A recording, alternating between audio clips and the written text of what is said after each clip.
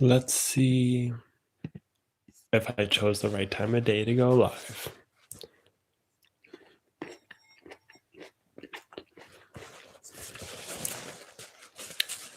Or maybe I should have done this later at night. We shall find out. I'm gonna wait a little for people to get in.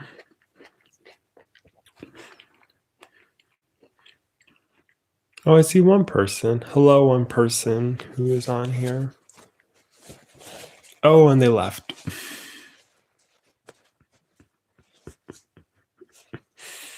I'm dead. Hopefully I chose the right time of day to do this.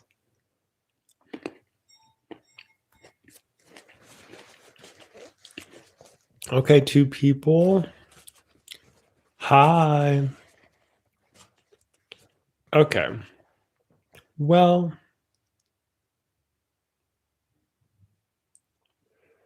hello. Okay, everyone's trickling in. Okay, so I chose a good time of day to do this. Anyways, how is everyone doing? I'm trying not to chew too loud because I'm sure the girlies don't want to hear me go.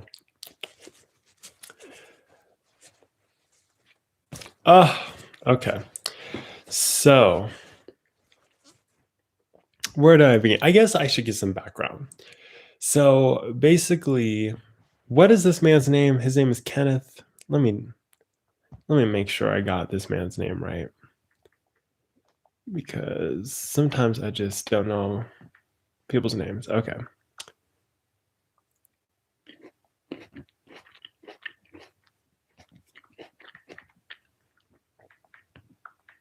Okay, it is Kenneth. So, we'll give a little bit of background. So, Jennifer, I don't know how to say her last name, so I'm just going to say Jennifer. Jennifer at 16 was Petty. Amazing that that's a real last name. Kenneth Petty is his name. And then Jennifer How? I think that's how it was. Okay. Thank you so much. So, anyways, Jennifer How, one of those pronunciations. When she was 16, she was, what can I say on YouTube? Do they take down your lives? I know that they take down people's lives like on Huff. Okay, thank you. Y'all be knowing what, that's why I like y'all. That's why I like going live because people know how to like give me the tea expeditiously. Anyway, so just Jennifer Huff, when she was 16, was assaulted. I don't know if YouTube will block anything, so I'm just gonna say SA and R. So she was assaulted by this man, Kenneth Petty. And I'm pretty sure, like on the real, when she did her interview, he had something behind her back. And I think what they're saying now is a knife, if I'm correct. And so he had her at knife point, took her to a place, did that awful thing. Then she ran to her school, was talking to a police officer, and because of she was talking to a police officer right away, she ended up being able to go straight into basically pressing charges, getting him arrested, all that kind of stuff. And so along the way, I'm pretty sure she was getting bullied by her um, her or Kenneth Petty's family, but I also think it was also her family who was um, also like telling her not to do the charges. So eventually, some from all that kind of stuff, eventually, um, Kenneth was charged with attempted rape, served 4 years in prison, something like that. Yeah, I'm sorry, I'm trying to pull all the details from like everywhere. So now that it's been all these years, Nicki is now trying to get Kenneth off of the sex offense registry and also trying to get these charges that were placed against him like dropped, right? Because if you know anything about the sex offense registry, you know how incredibly immobilizing it is to people. So it ends up being a huge thing for people's lives.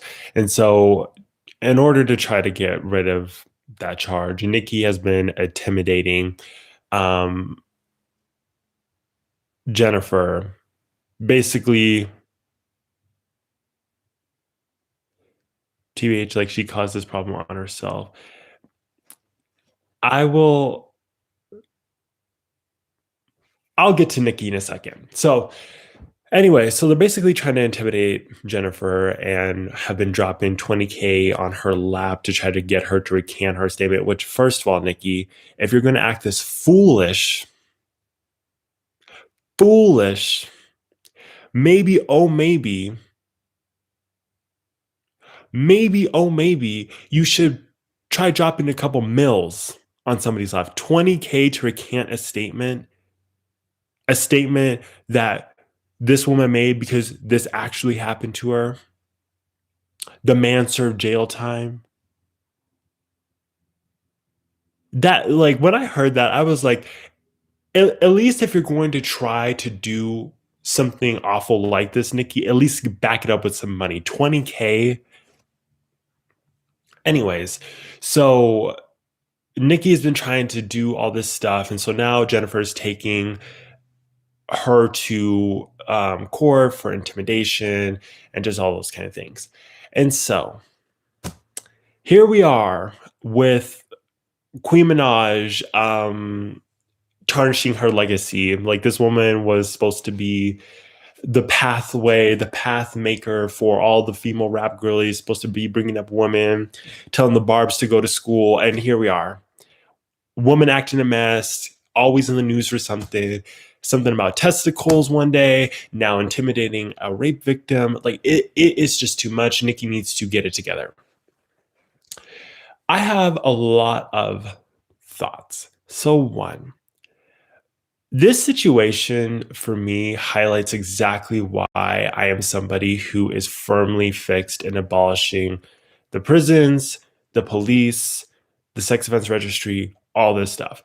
Because what this illustrates in especially this moment is how all of these systems that are supposed to hold people accountable, that are supposed to repair harm, that are supposed to do this work, right, to fix the trauma that's happened, fail consistently, regularly, and they have no other choice but to fail because these systems were never designed with the thought in mind about what is repair, what is rectifying harm, how do we change social conditions, all that kind of stuff. They were built to just push problems to the side. And then when stuff like this happens, people then have to get re-traumatized and undergo all of this hurt because these systems don't ever want to do what they need to do, which is protect people. So, one, I understand. So, I think a lot of people are saying Nicki should have mind her business. I do. The thing is like, this is the man Nicki's supposed to be marrying. And I think sometimes when we're talking about people who have done awful things, who are on these kinds of registries, I think sometimes we kind of forget how these registries are very, very immobilizing. So, you know, they literally, like, I don't know where Nicki lives, but if Nicki lives anywhere near like children or anything like that, like, this man has the potential, like, this man can't stay with her, right? Like, I think sometimes we kind of want celebrities to, like, not stand up for their husbands no matter what they've done. But, like, at the end of the day, like, if this is the man Nicki wants to marry, Nicki can't be out here having this. It's just, you know what I mean? It's like Nicki can mind her business, but at the end of the day, Nicki wants this man in her life, and Nicki is going to have to stand up for that if she wants him to be able to live with her truly, because Nicki Minaj has a kid, all that kind of stuff. I know. And that's what I'm saying. Like, Jennifer should not be going through a press tour having to rehash her trauma. And also, how many of y'all watch The Real? Can y'all like leave a comment? Because we need to have a conversation one of these days about how The Real, especially this new season, is exploiting Black people's trauma. And it's really not sitting right with me, because if they were exploiting Black people's trauma and then also like backing it with some like deeper conversations, I'd be like, okay, at least there's a point here. But they just like bring these people on and then they have them rehash all this trauma, and it's like there's no substance to it. I'm like, oh my God, why are you making this person do that? Anyways, let me eat a grape. Anyways, so where do I want to start? So one, Nicki Minaj irritates me greatly because instead of Nicki Minaj coming on and saying, listen, I know Kenneth has done an awful thing, right? But I love this man. And these registries and that kind of stuff is preventing me from having this man fully in my life, right? I could understand that. I could be like, oh,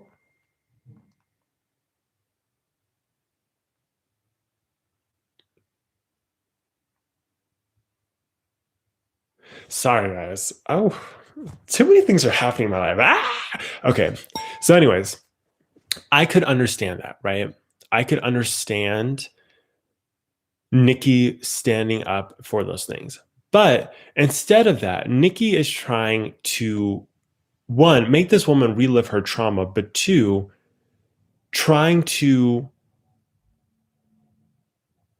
save Kenneth at the expense of somebody who's been traumatized.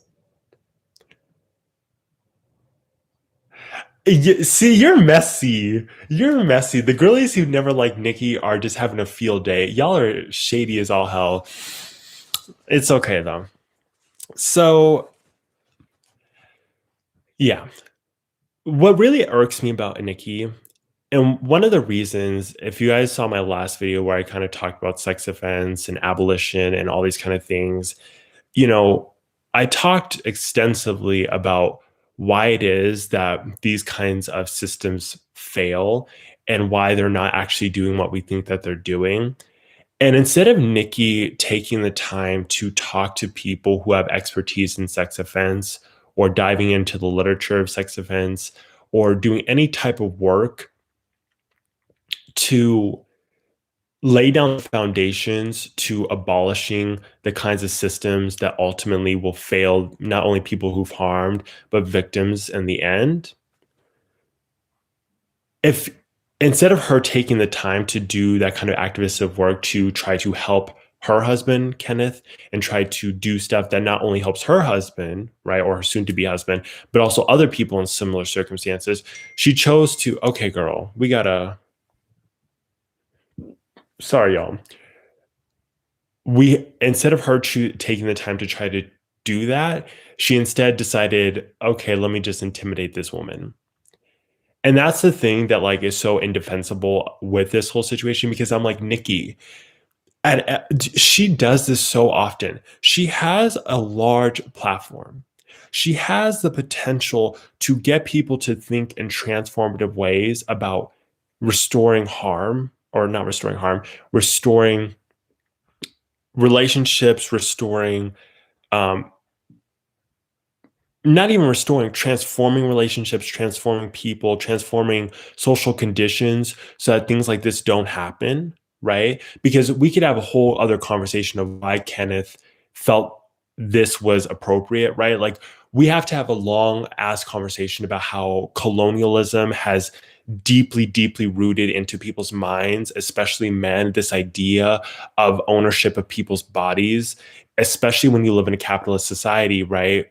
We view people through the lens of not their bodily autonomy, but rather what they are there for, what they can provide for us, what we can take, what we can extract from them, right? And not actually about like the harm that comes from that extraction. And so that could be a whole other conversation.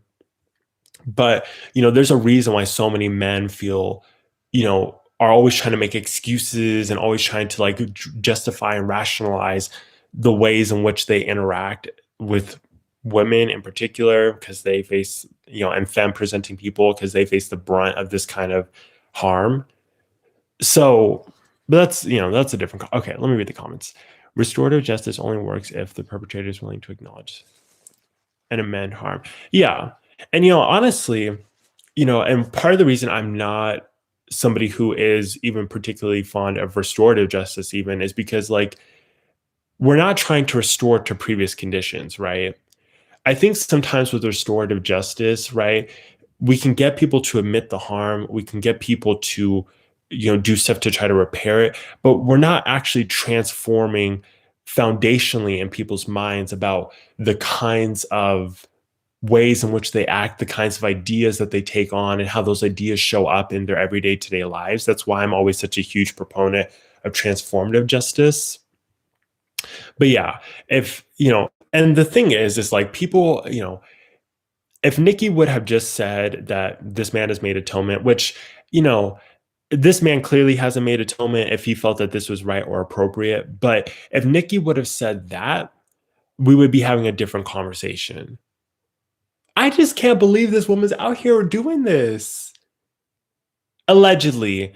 Nobody sue me, please. Oh my God. Anyways, but yeah. So,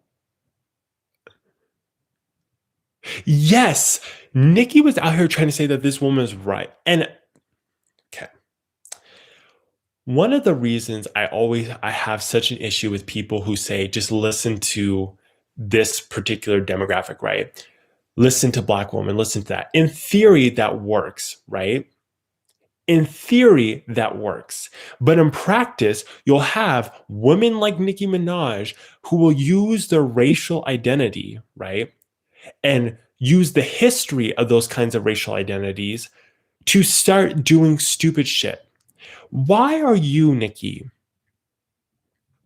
truly, why are you, Nicki, painting Jennifer as white? Why are you using racial optics to spin things in this way? Because Jennifer, the thing that's so unnerving about this is like Jennifer, one way or another, was going to have to come out eventually. So now we can see through your facade. At what point did Nicki think that that was a good idea? And of course, all the barbs. I can't stand the damn barbs. Okay, the barbs be doing way too much all the damn time, never thinking about the consequences of the things that they say and they do. Right, the barbs are out here like, oh my God, yeah, it's a white woman, and falsely accusing a Black man, and I'm like,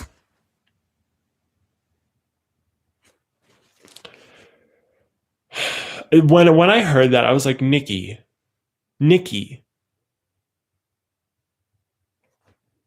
now when people, right, like it's moments like these especially, right, when you use racial optics in that way, that it helps to aid in the discreditation. Is that a word? I don't know. It helps to discredit people who actually do have that stuff later on, right? Who are actually in those situations later on. My God. Okay. I can believe it. I'm anti Nicki anyways. I'm dead.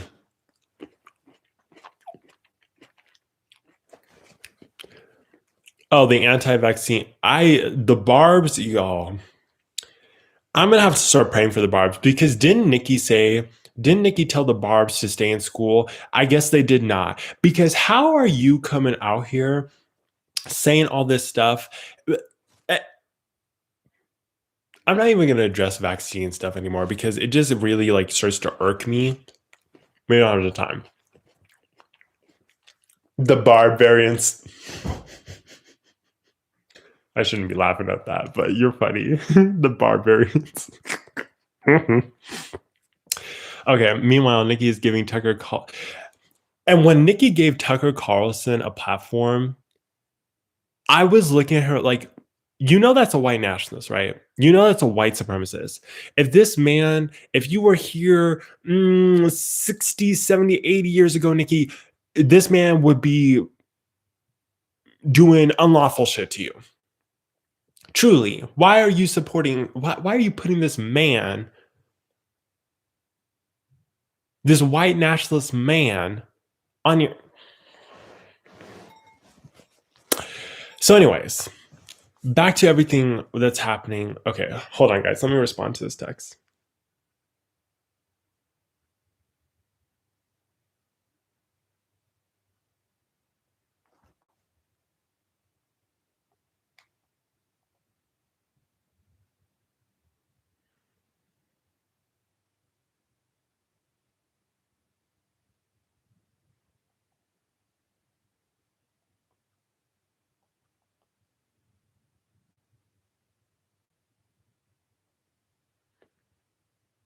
Okay, sorry, had to like get my life for a second. So, um, where was I? Okay, so back to what we were talking about with Kenneth and everything. So,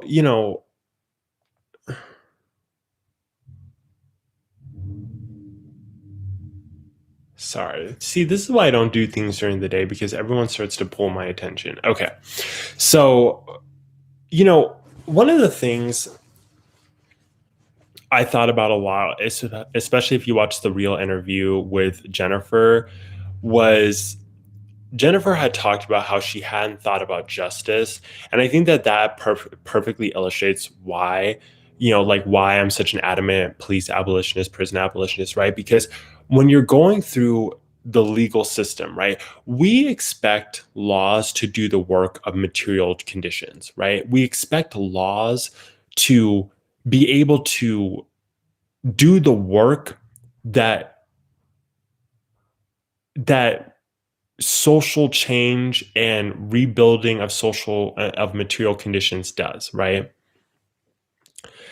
Kate, like, so I think sorry guys. Okay. I just saw this comment. Swollen balls and Nazis all over my time. Plus people are joking about what? Who's joking about a teenager being raped?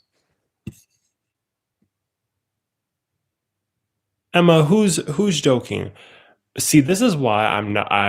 My timeline is carefully curated because I really do try to avoid all the nonsense.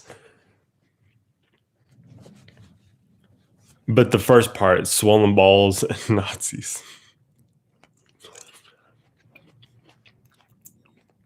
So, anyways, and that's the thing. Even okay, even if Jennifer, let's say they weren't even dating, let's say they were married, it still doesn't negate the fact that this man violated her bodily autonomy and the boundaries she was setting for herself.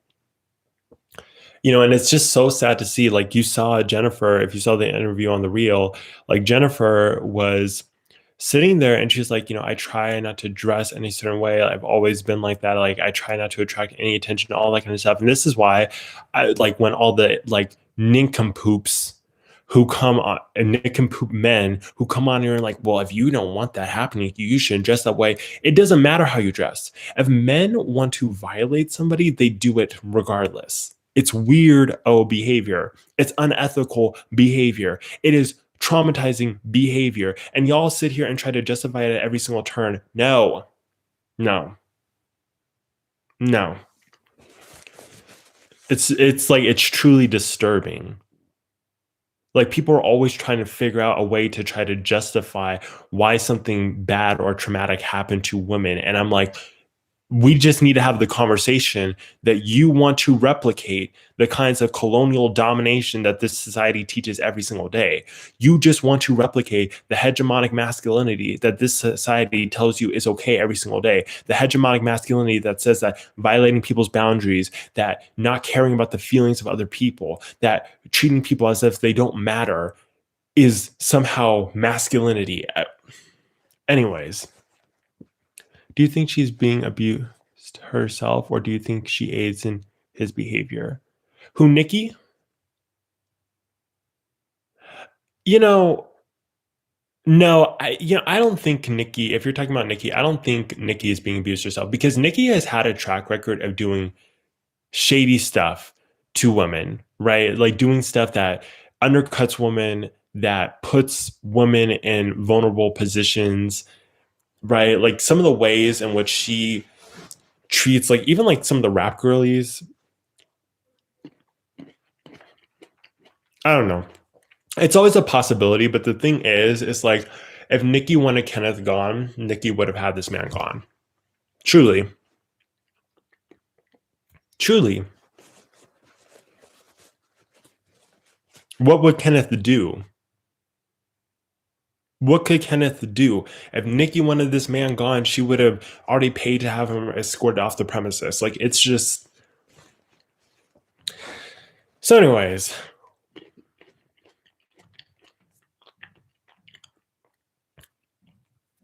I say this to say so.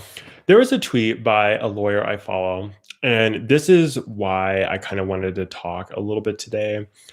Let me get in my bookmarks. Um, ooh, I forgot how many times I bookmarked. Okay, so she had said Nicki could have.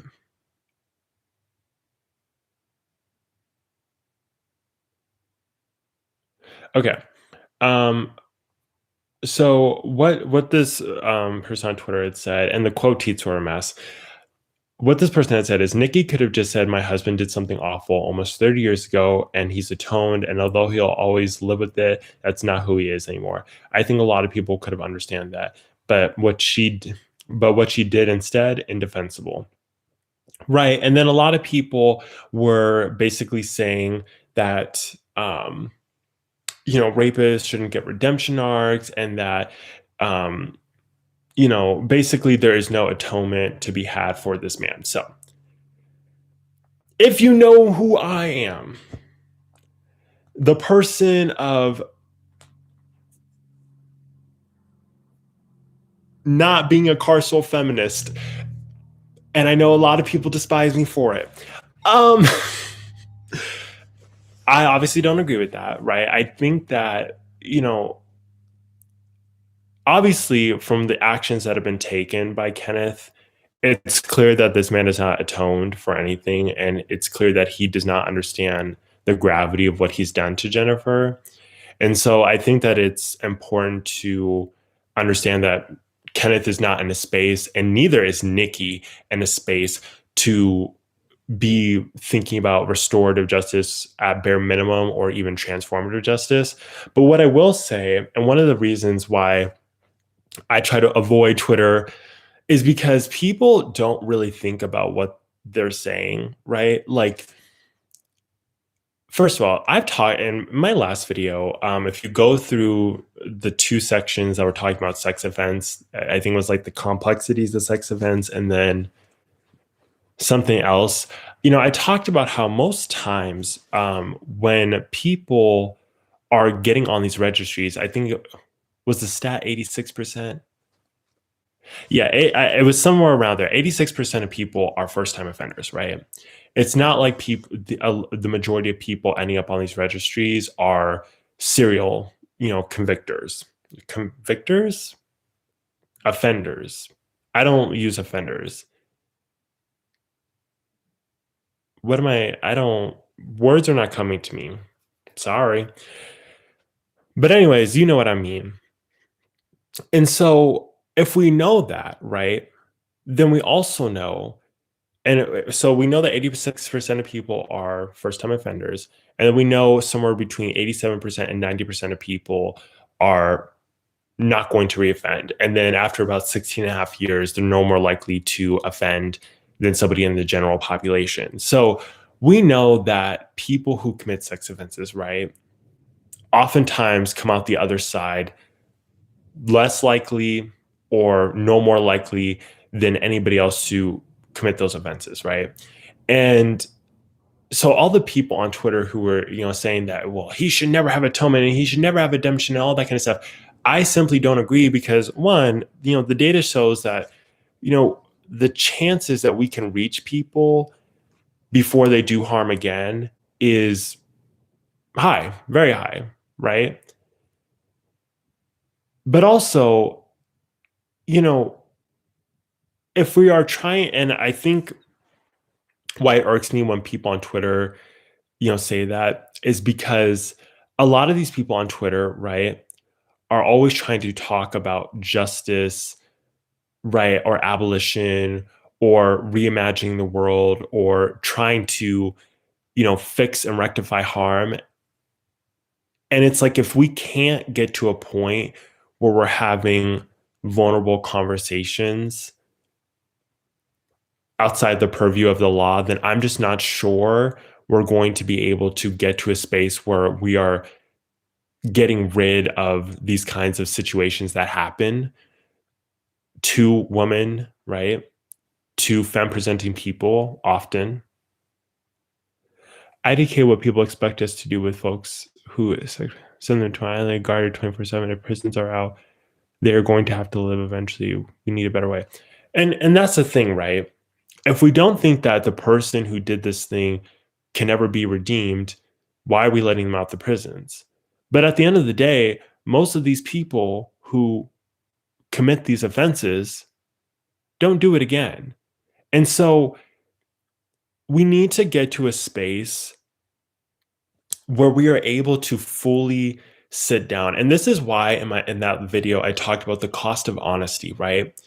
Because like I said before, we expect laws to do what social conditions need to do, right? What world building needs to do. Laws can never do the kind of work that that decolonizing, that vulnerability, that honesty, that education can do, right? Like, think about it this way, right? We know that for drivers, let's start with this is a really great example driving. Ooh, sorry, I got a little too close to the camera. Anyways, um, a lot of people, so in America, our roads are built in such a way that encourages speeding. That's just how they're built. They're built for high speed travel. Even in like residential areas, because of the way that they're built, they encourage speeding, right? But we expect people's knowledge of law or people's understanding of law to somehow overwrite the kind of natural tendencies humans have to speed down these very open, large roads, right? What we do know actually prevents people from speeding and helps keep people from endangering other people is actually structuring the roads in such a way that it naturally slows down people, right? So instead of having a straight road with everything completely like open and all that kind of stuff, there'll be little curves, there'll be speed bumps. It's all these kind of preventative mechanisms from keeping people from speeding, right? So if we take that concept and we think about it in real life, right, our laws are never going to be able to really address the kinds of issues that we have in our society.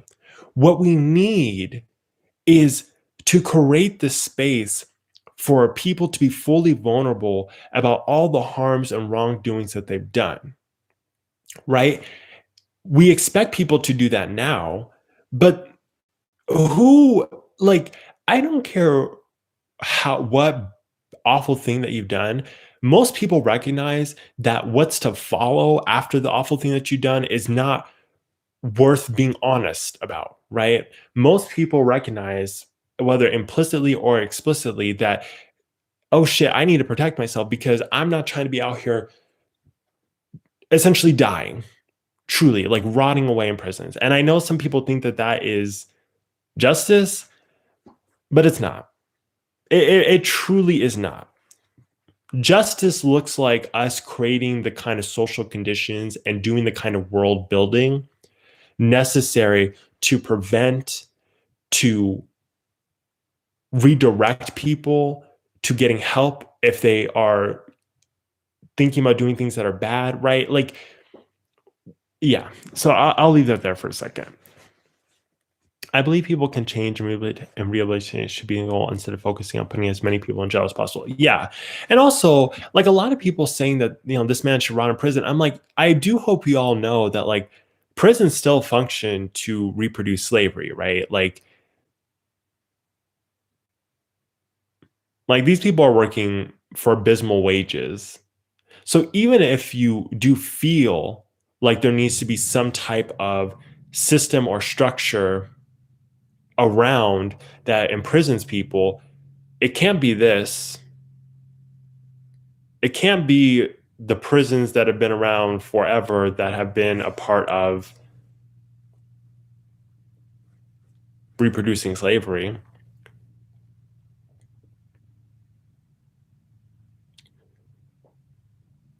If they aren't serial killers or terrorists, then they might be a better hope. And even then, I'm like, okay, well, if we think about serial killers, right? Like, typically the serial killers are, who we would classify as psychopaths, right? Or if you're going for a technical definition in terms of psychology, antisocial personality disorder, like somewhere along that spectrum. But honestly, if you just take a step back and like look at our society, part of why people, end up going so far down this kind of path is because of the society we live in, right? Like we live in a society that instead of caring about nurturing people and instead of caring about collectiveness, right? Doing things for the collective good, doing things not only for your own pleasure, but for the pleasure of the community, right? Because we socialize in that hyper individuality, and we also tie it in with these kinds of ideas that people's bodily autonomy doesn't matter, right? Because of the kind of world we live in. And because we tie it into this idea that violations really aren't as big of a deal as they really are, right? Like a lot of times we try to minimize the kinds of violations that that people feel. It's no wonder we have people who are psychopaths or who are serial killers, right? And then as for terrorist, I mean, really, like a lot of oh, sorry, this is YouTube. So pterodactyls. Um, as for pterodactyls, I would say that like one, a lot of pterodactyls are created because we never want to address the social conditions we live in, right? A lot of people who wish to bring terror to the world are there because not only one, like we know that when countries intervene with other countries, businesses, right, it tends to create a bunch of offshoot groups who end up becoming pterodactyls, right? But also, we know that the kinds of pterodactyls who enact harm in their own country oftentimes are responding to the kinds of structural and systemic violence that they're facing. So people will yell at ACAB, but make memes about sacrificing every rapist to armored thieves. We need to kill the cop first, or it's just carceral justice. Yeah, and like that's the thing, right? People love saying ACAB, but what are we ready to like actually envision like what that means, right? Like throughout this whole Nicki situation, I was sitting in my head and I'm like, we spent all this time talking about how, if we're trying to truly transform the world that we live in, if we're trying to truly transform the structures and social conditions around us that produce these kinds of people, produce these kinds of outcomes, we have to reimagine what our responses look like. And I'm not saying that's easy, right? I'm not saying retribution is just something you can like let go to the wind, and part of the reason I'm so why I think like for me, like things like abolition seem so like don't seem far-fetched to me is because like that's how I've viewed the world when I was growing up, right? Like I didn't see the prisons as sources of repairing harm. I saw them as sources of perpetuating those harms, right? I didn't see the kinds of interpersonal violence happening between people as just people being mean to other people. I saw, all the stressors and trauma that kind of invoke these kinds of outcomes. And so for me, it's easy to see that, but I understand that for most people, right? Like they're seeing through this lens of like, you've harmed me and I want you to pay. I want you to get rained hell on. But, like I've always said, I even think I said in my last video, right? That like, if we are trying to think about resolving harm, right? If we're trying to think about getting to a better place and not re-traumatizing victims and not having people have to go through these back channels to try to free themselves, because ultimately what the Nicki situation is about the consequences of the sex offense registry, right? We know that the sex offense registry has no effect on actually deterring crime, and in fact, for most crimes the most important deterrent is just knowing you could get caught, right? Most people, if they know that they could get caught doing something and they know enough about the consequences of getting caught, right? And actually, I take that back. Just knowing you can get caught, right, tends to make people feel like, oh, maybe I shouldn't do this, right? And so, we know those registries don't do anything, but they do derail people's lives. And when you derail people's lives, right, they are going to do anything and everything they can to get their lives back. And so it makes sense to me as to why Kenneth is, and, unfortunately, Nicki is, entertaining this way of trying to rectify anything. It makes sense why he's trying to do that. But what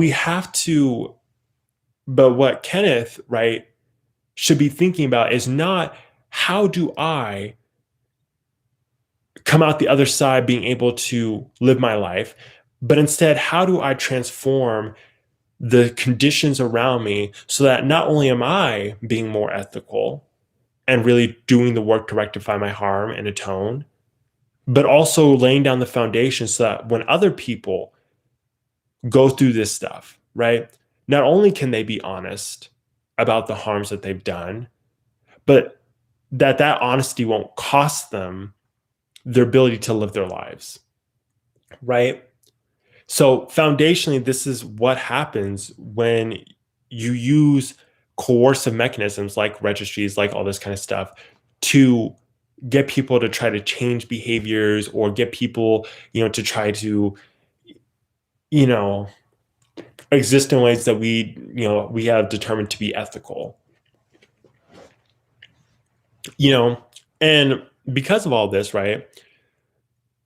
And this is why I always say that registries don't just affect the people who are involved with them, but they also affect the family that's around them. Because Nicki would really have no reason to be disengaged in this kind of intimidation if it wasn't costing her something, right? Costing her ability to be with this man, costing her ability to have this man around her kids or be able to live in the neighborhood she lives in. I don't know if there's a school there, right? But like, that's what it kind of comes to, right? And it affects the victims negatively, right? Because instead of this time being spent sitting down and trying to rectify the harm of Jennifer, help Jennifer determine what it is that would bring justice for her, whether that be, him engaging in a shelter for women who have been abused in these kind of ways, or whether, right, instead of something like that being laid out, we're here listening to this woman have to tell a re-traumatizing story and all the nonsense that's happened with that. So, got to address how we act and think, even in a microwave. Between us, individuals, is the root of colonization and carceral thinking. Recharge. Yeah, the registry is messed up. I don't see how it. Yeah, and that's why I'm always saying like decolonization, I think, is like at the root of what it is at the root of transforming people. Because I don't think that we really talk enough about how like colonialism and the way it's carried itself out to this day lays down the foundations for really disturbing stuff. Like when we think about how colonizers behaved in relation to other people, right? When they would come to lands, they would rape, they would pillage, and that kind of shit was celebrated, right? And justified and ingrained into the culture. And so when you live in a society like the United States, rooted in colonial domination and imperialism, those kind of ideas are going to keep replicating themselves in people, right? And we take so much of this stuff on, right? Like it's so wild the amount of times I've caught myself like thinking something and I'm like, where does that come from? And I look through the history and I'm like, oh, this is a relic of, this man saying this about this, right? Like, so at every single turn, we have to be destroying these ideas in our head about carcerality being the answer or letting people rot away being the answer, right?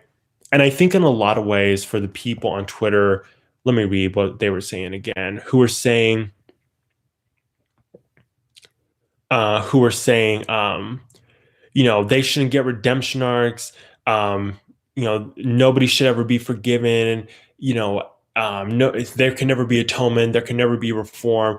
One, that's not what the data says. But two, what we know is that also is injustice, right? Because that in of itself is letting people get away with things, right? If you don't feel a sense of care about this person and the social ideas and the enactment of certain things, the reproductions of certain things, then that also helps to keep these systems complicit, right? So I think that is a conversation that needs to be had in this whole Nicki conversation. But ultimately, got to eat BBL style. But ultimately, it goes back to like what I think the theme of what this live is that we are expecting laws to do the work of material conditions, of social change, of all those kind of things. You cannot legislate away the kinds of ideas colonialism implants in people's brains. You cannot legislate repairing of harm. You cannot legislate the kinds of social conditions that are necessary, right? Like it takes people recognizing their harms, understanding their harms, having the space to be vulnerable. I think that this is something I want to read to y'all. It's something I was thinking about, and I'll probably tweet it on my Twitter. But this is something I've been thinking about a lot. So I'm going to read this like kind of draft tweet. Yeah, you can only incentivize and support through the process. I think that we think that safety and rectifying harm is somehow going to happen by maintaining the current laws and social constructs that we have. Anyways, let me read this like draft tweet I have because I think that this tweet kind of ties into this perfectly. Perhaps the safety we seek is not in our laws or social contracts, rather in the ability to be fully vulnerable. Maybe the ability to show up fully and honestly in all our harms and our triumphs is what creates the safety we seek. To know that leaving oneself bare will not result in punishment, ostracization, and imprisonment, but instead will be met with questioning, the full spectrum of visceral human emotions, warmth, love, accountability, and space, no matter what the situation is. Maybe it is through this vulnerability that we will finally allow ourselves to fully explore ourselves in relation to our bodies, our interpersonal dealings in society, to begin the to begin fully processing how we may transform ourselves to be better for everyone we touch and those who we do not. Maybe our attempts to cage our own deviance and those we perceive as deviant is not safety, but rather a trap that will eventually spring wide open because we are too afraid to, as people, to dive deeper, too afraid to reflect deeply on the world building we have done that now prevents us from truly seeing one another and our capacities for immense harm, but also immense love, repair, and transformation. Maybe the allure of retribution maybe the allure of retribution's coercive nature is just an extension of us caging our vulnerability. So that's a tweet that I'll eventually post. I want to think through it more, but like this is what this situation reminds me of, right? Because at the time that all this happened, right, Jennifer wasn't allowed to be fully vulnerable, right? The system she was participating in were not letting her fully think about things, right? She even says that in the interview. I wasn't even conceptualizing what justice would look like for myself, right? Like, because nobody could be fully honest in that situation, nobody could really fully sit down and own up to their harm. And I mean, in this case, Kenneth would be the one fully needing to admit, chop, chop, right? Because nobody could actually engage in that kind of process, we're now left in a situation where Jennifer is having to relive so much hurt and harm, right? And because of the actions of Nicki is, trying to be discredited, right? So I think that's really all I have to say. I think that, I think that we're going to have to eventually at some point in these discussions about people who have raped people, we're going to have to be talking about like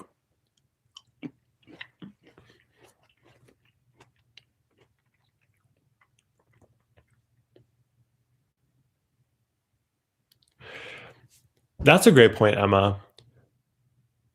Yeah, and that's the thing about Nicki. Like this would not be as much of an issue if Nicki was not Nicki. And I mean not as much of an issue in terms of like the ideas that she's perpetuating. Because listen, I understand why Black people and other BIPOC people, right, have an aversion to the vaccine. Long history of this country using our bodies as testing grounds. But at the end of the day, right, and I retweeted this, but there was a tweet that it went something along the lines of the reason I got the vaccine was because they're keeping the vaccine away from poor countries. They're not letting them patent it or make it themselves. And so, right, if they're keeping it away from the black people, the Latino people, if they're trying to keep it away from all the poor countries, right,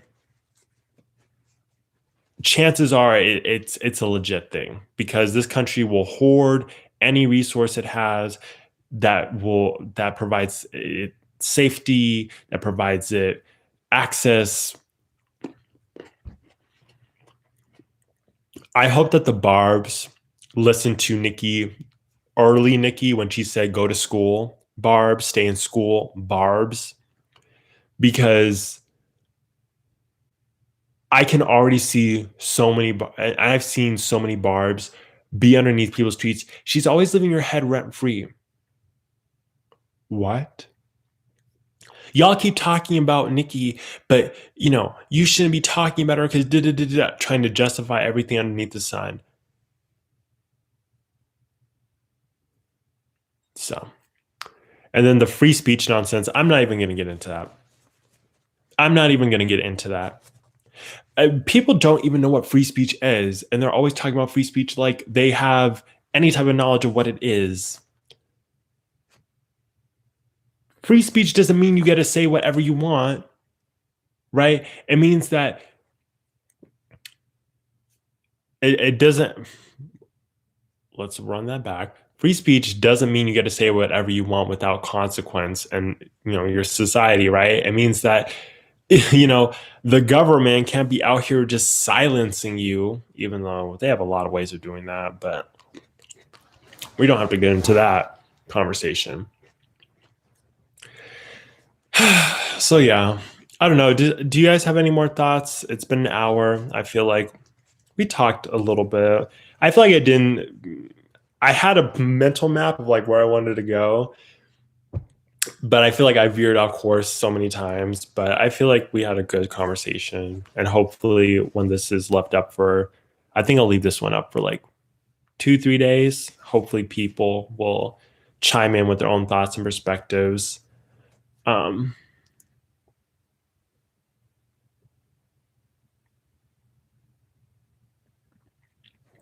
yeah, yeah. The bulk of the support and conversation needs to be focused on Jennifer. And it's like, I even right now feel like, ugh, what was the point of this video? Because I'm like, why am I even bothering with Nicki's nonsense, right? Like, I should just be talking. But I think it was important to, talk about sex offense and all that kind of stuff, and like the consequences of trying to like legislate and repair harm, like legislate reparal of harm and all that kind of stuff. It just doesn't work like this, right? And I don't see Nicki changing. And you know who the yes men are? The yes men are the fucking barbs. The yes men are the barbs. The barbs be telling Nicki anything she wants to hear. And I'm like, are y'all okay? Are y'all? I'm really having to ask. Like, I know I say unironically we're gonna have to pray for the barbs, but like we really are gonna have to pray for the barbs, because what are the barbs even saying half the time? I'm like, y'all. So yeah. So, anyways, thanks for everybody who is on this live. I love you guys so much. I'm so happy that we've created a community on here where we can talk about complex stuff and we can have really, really great discussions. You guys are always so thoughtful. And you're always like bringing in little, pieces and tidbits that I miss, and so we can talk further. So I really appreciate you guys and sticking with this channel. My next video is probably going to be on LeftTube, because I'm fucking tired of LeftTube and all the nonsense that happens on LeftTube. I'm tired of all the big LeftTubers. I'm tired of ContraPoints. I'm tired of Hassan. I'm tired of all. It's just too much. It's too much. People are just doing and saying a lot that is not useful. So that'll probably be getting addressed. But yeah, so thank you guys. I hope you have a great day. I love y'all. Stay safe out here. Get your vaccine. Keep wearing your mask. Still try to social distance. I don't know what these variants are doing. And I've been seeing a little bit too many breakthrough cases on my timeline to feel comfortable. So yeah. And I think that's it. Oh, also, make sure you're staying safe. A lot of BIPOC people have been going missing, and we know the news doesn't report on anything. Make sure you're staying safe. Make sure you're watching yourself, watching your surroundings, watching even the people you trust, because sometimes the people you trust can be the ones who are doing some shady shit, right? Make sure you're just taking care of yourself. I don't want to see anybody, especially any people I know on this channel, going missing. I want to see nobody going missing. But yeah. And with all of that, bye. I'll see y'all in the next video.